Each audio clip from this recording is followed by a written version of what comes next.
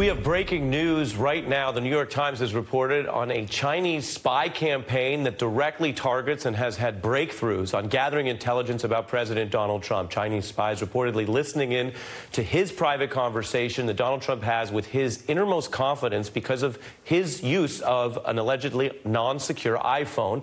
And the report says they are gleaning these insights from the conversations, which is impacting how they approach the United States in national security and foreign policy issues. The Times also reports, and this is as big, that Russian spies have also allegedly had success in tapping into some of Donald Trump's conversations. Former FBI Assistant Director Frank Figliuzzi is back with me. Frank, this is one of those nights, a lot of different breaking stories. This one is seemingly huge. For context, viewers may recall that there are experts who've appeared on this program and many others discussing the fact that Donald Trump's apparent refusal to follow the national security protocols created at least a risk, a potential opening. The Times report tonight is that opening is being exploited by some of America's greatest adversaries. What can you tell us?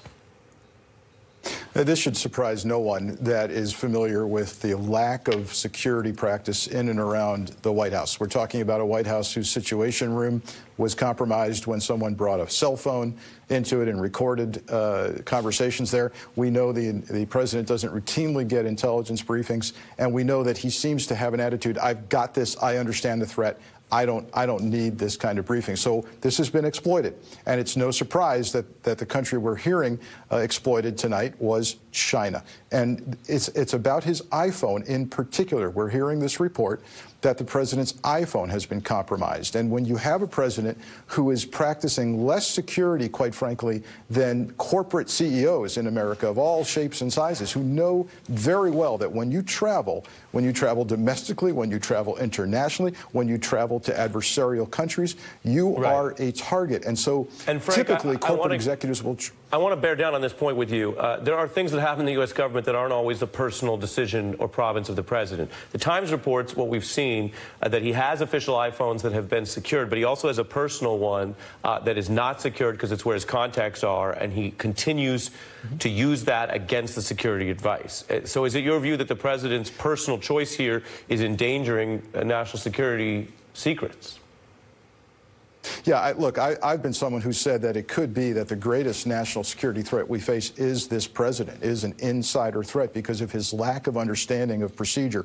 So when you take your personal phone, you refuse to give it up, you allow an adversary the signature baseline on that to pick up exactly your signal, know it as a signature, and track it around the world so that they've got you. And what are they doing with that? According to this report tonight, they're listening not only to his substantive conversation, but to who he speaks to, who can influence him. Then they're approaching those around him that he talks to and listens to, and they're trying to influence him through those people unwittingly. So this is a full-blown intelligence operation by an adversary against a president who isn't practicing the most standard of security procedures around his communications. Yeah, it's remarkable. And you just mentioned the influence campaign, which I'm reading here, the Times saying they're using the intelligence they gathered to try to basically infiltrate Donald Trump's circle of influence and get people to feed him things that are beneficial not to the U.S., but to the Chinese government through this operation. Quite a story. Frank, as always, we appreciate your expertise.